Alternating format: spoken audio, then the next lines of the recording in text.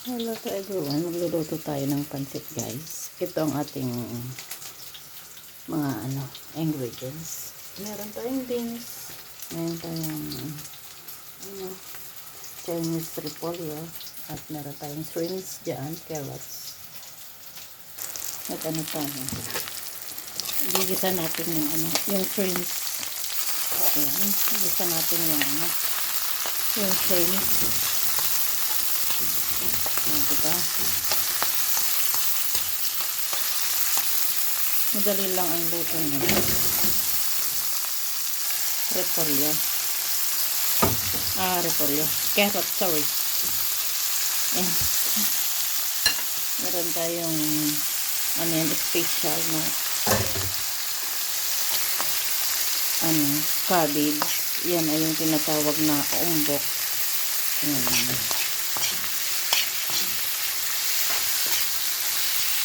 Meron tayong bagyo beans. Ayan. Very healthy ang ating mga gulay.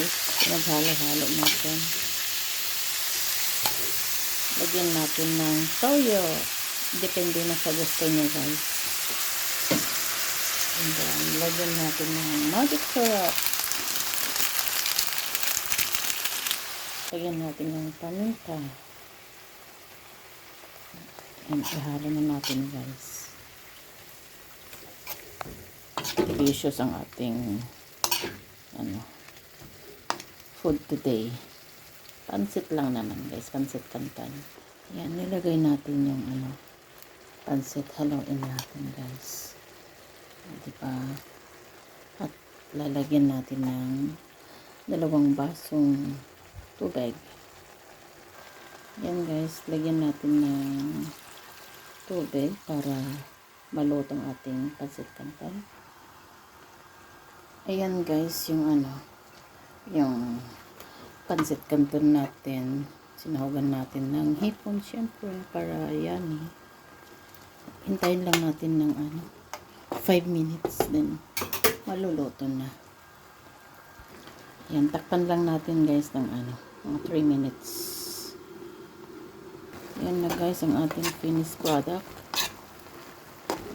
Ready to serve na ang mainit na pansit canton.